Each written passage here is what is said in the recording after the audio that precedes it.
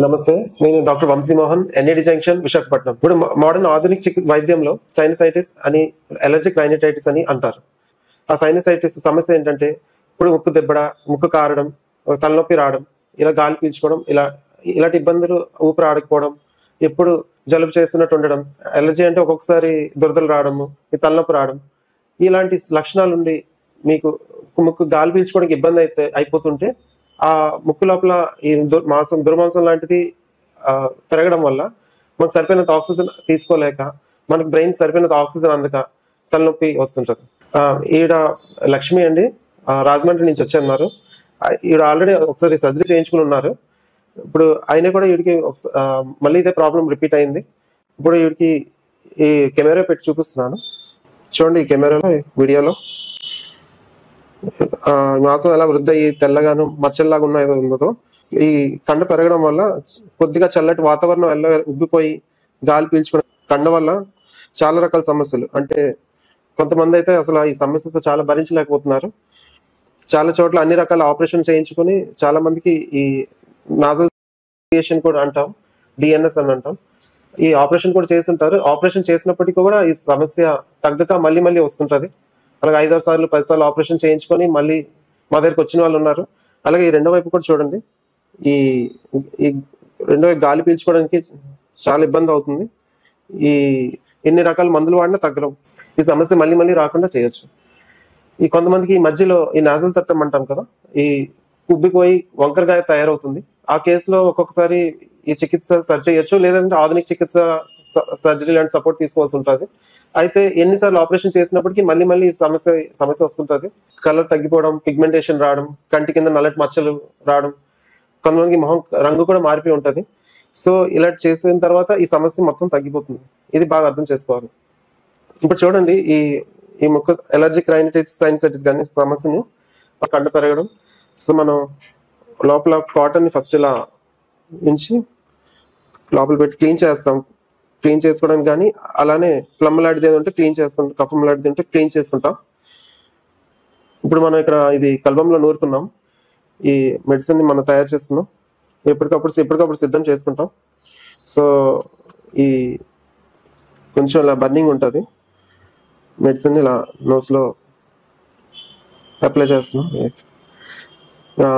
ఇది మాకు ఒక 12 సంవత్సరాలుగా ఎక్స్పీరియన్స్ ఉంది. అంతేకాకుండా ఇప్పటికే మేము ఒక 100 మందికి చేస్తున్నాము.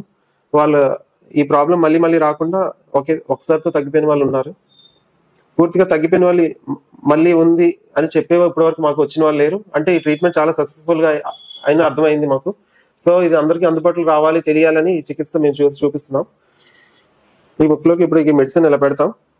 ఈ పెట్టిన తర్వాత మెడిసిన్ 10 నుంచి 15 నిమిషాలు ఉంచిన తర్వాత క్లీన్ చేస్తాం. కాస్త బర్నింగ్ ఉంటుంది. సో కొంతమంది చిన్నపిల్లలు కూడా ఈ ప్రాబ్లం ఉంటుంది. 5-6 సంవత్సరాల వయసులో వాళ్ళు కూడా ఈ ప్రాబ్లం ఉంటుంది. అలాంటి వాళ్ళు చాలా నానా అవసరం ఇబ్బంది పడుతుంటారు. చాలా మందికి ఎలా దుర్మాంసం బయటకు వచ్చింది అని చూసి మాకే ఆశ్చర్యం వేసింది. ఒక 1 నెల రోజులు పడుతుందండి ఈ ట్రీట్మెంట్ కి. మందు ఔషధం పెట్టడం, ఒక్క రోజు ఒక అరగంట నుంచి గంటలోపు పూర్తయిపోతుంది. కానీ తర్వాత పోస్ట్ మేనేజ్మెంట్, అంటే ఏదైనా సర్జరీ చేసినప్పుడు అయిన తర్వాత మన ఇంట్లో దాన్ని డ్రెస్సింగ్ చేసుకోవడం, లేకపోతే క్లీన్ చేసుకోవడం ఎలా చేసుకుంటాం, అదే విధంగా దీన్ని కూడా ఆవిరి పట్టడం లాంటి చేయాలి. దాని తర్వాత ఈ చికిత్స లోపల మొత్తం మంది కూడా వాటర్ లాగా బయటకు వచ్చేసి ఎండిపోయి పీసెస్ లాగా గోడు బయటపడుతుంది. అలా వచ్చేసిన తర్వాత ఆ చికిత్స అయినట్టే. సాధారణంగా మనకు సైనస్లు ఇలా ఉంటాయి. ఇలా ఫ్రంటల్ సైనస్ అని, ఇథమాయిడ్ సైనస్ అని, స్పీనాయిడ్ సైనస్, మాక్సిలరీ సైనస్ అని ఇలా ఉంటాయి. ఇప్పుడు కఫం ఉంది, ఈ మాక్సిలరీ సైనస్ నిలబడి ఉండే ప్లేస్, ఈ లోపల ఈ వాపులు ఇలా వచ్చేస్తుంటాయి. రైనైటిస్ అంటే అలర్జిక్ రైనైటిస్ అంటే ఎయిర్ ఫ్లో ఫ్రీగా అవ్వాల్సింది పోయి ఇలా కఫం వల్ల, ఎలర్జీ వల్ల ఈ పాలిప్స్ యాడ్ అయిన అలర్జిక్ రైనైటిస్ అంటాం. సో ఇలాగే ఇక్కడ మధ్యలో చిన్న చిన్న కండలు ఇలా పెరుగుతుంటాయి. ఎక్కువ రోజులు అయ్యేసరికి ఈ కండ పెరిగిపోయి ఇలా చూడండి, ఇక్కడ మాక్సిలరీ సైనస్ లో పెరిగిపోతుంది. ఇలా పెరిగిపోయి ఈ ముక్కులో కూడా ఇలా పెరిగిపోతుంది. కొంతమందికి ఈ డీవియేషన్ ఉంటుంది, ఇలా అంటే వంకర, అంటే నాజల్ సెప్టమ్ డీవియేషన్ అంటాం. ఈ సెప్టమ్ డీవియేషన్ వల్ల కొంత సమస్య ఉంటుంది. దాని సర్జరీతో క్లియర్ చేయొచ్చు. కానీ ఈ పాలిప్స్ ఈ ముక్కులో ఉండేవి మాత్రం మనకు పెరిగిపోతుంటాయి. ఆ మెడిసిన్ పెట్టి దీనికి ఏ ప్రాబ్లం లేకుండా తగ్గించే ఆప్షన్ మనకి ఆయుర్వేదిక్ లో ఉంటుంది. ఇప్పుడు ఇక్కడ ప్రాబ్లం ఉంటే ఇక్కడ నొప్పి రావడం, సో చాలా మందికి ఈ స్పీనాయిడ్ సైనస్ అంటే ఈ ఏరియాలో ఆ భాగంలో ఉండే చోట లైక్ ఎక్కువ ప్లమ్ ఎయిర్ ఎప్పటికప్పుడు మనం క్లీన్ చేసుకొని ఆయుర్వేదిక్ లో దినచర్య ఋతుచర్య అని ఉంటుంది. ఆ ఋతుచర్య అవి తెలుసుకొని ఫాలో అయితే మాత్రం ఈ సమస్య రాకుండా మనం కాపాడుకోవచ్చు. కానీ కొంతమందికి ఈ వీడియోలో చూసాం కదా, ఇలా ఈ ప్రాబ్లమ్స్ ఉండే వాళ్ళని మనం ట్రీట్మెంట్ చేసి చూపిస్తున్నాం. ఈ ట్రీట్మెంట్ లో ఉన్న అద్భుతం ఏంటంటే రూట్లు మూలాల నుంచి మొత్తం పెరిగిందంతా అలా మొత్తం బయటకు వచ్చేస్తుంది. అంటే ఇంకా మీకు బాగా చెప్పాలంటే ఈ ట్రీట్మెంట్ చేసిన తర్వాత మళ్ళీ ఈ వీడియోలో చూస్తే ఫస్ట్ నార్మల్ గానే ఉంటుంది. ఏదైతే దుర్మాంసం అంటే కండ పెరిగిపోయి ఉంటుందో అది నల్లబడిపోయి ఉంటుంది. అంటే దానికి బ్లడ్ సప్లై అయిపోయి అంటే లైక్ వాటర్ లాగా డిశ్చార్జ్ అయిపోతుంది. సో ఇది మొత్తం డ్రై అయిపోయి పీసెస్ లాగా వచ్చేస్తుంది. ఈ సాధారణంగా ఎలాంటి ఔషధం పెట్టినప్పుడు మంట మాత్రమే ఉంటుంది, అంతకు మించి ఎలాంటి నొప్పి రావడం కానీ ఏమీ ఉండదు. దీంట్లో ఇది మనం బాగా అర్థం చేసుకోవాలి. ఇప్పుడు మనం ట్రీట్మెంట్ చేసాం కదా, ఈ ఫేస్ చూడండి. ఇప్పుడు ఈ ఫేస్ చూడండి, ముక్కులో చేసి పెడుతున్నాం. ఏదైతే దుర్మాంసం ఏదైతే కండ పెరిగిందో అది నల్లబడిపోయి ఉంది. ఔషధం తగిలినప్పుడు కూడా ఏం అవ్వదు. ఏదైతే దుర్మాంసం పెరిగిందో అది చూడండి ఇలా గ్రో అయి ఉంది, మొత్తం నల్లబడిపోయి ఇలా తయారైపోయింది. దీంతో ఉన్న నీరంతా కారిపోయి మొత్తం అంతా ఎండిపోయి పీసెస్ లా బయటకు వచ్చేస్తుంది. తర్వాత ఇంకో వైపు చూద్దాం. అది చూడండి అలా అయిపోయింది. ఇలా మొత్తం నీరులా బయటకు వచ్చేసి మొత్తం డ్రై అయిపోయి పీసెస్ లా బయటకు వచ్చేస్తుంది. పూర్తిగా అయిపోయి తగ్గిపోయినట్టు. ఈ ముక్కులో దుర్మాంసం ఏదైతే పెరిగిపోతుందో అది నల్లగా అయిపోతుంది. కొంతమందికి ఏంటంటే ఈ వాసన కూడా గ్రహించలేరు. చాలా మందికి ఇలా గురక కూడా వస్తుంటది. దీంట్లో ఇది అతిపెద్ద సమస్య. ఏదైతే ఈ దుర్వాసన ఎక్కువ వస్తుందో వాళ్ళకి ఇది చాలా తీవ్రంగా ఉందని అర్థం. సో వాసన గ్రహించలేకపోతున్నారు అంటే కూడా ఈ సమస్య తీవ్రంగా ఉందని అర్థం. మేము చెప్పి చికిత్స చేసిన తర్వాత మళ్ళీ ఈ వాసన గ్రహించే శక్తి మళ్ళీ వస్తుంది. అందరికీ నమస్కారం అండి. నేను మీ doctor Mallikarjun, managing director Umanarayana children hospital. అయితే మీ ముందుకు రావడానికి ముఖ్యమైన కారణం ఏంటంటే నాకు నా 7th క్లాస్లో నాకు నాజల్ పాలిప్ ఉందని డయాగ్నోస్ అయింది. అయితే దానికి సంబంధించి సర్జరీ మాత్రమే దానికి సొల్యూషన్ కింద డాక్టర్స్ చెప్పడం జరిగింది.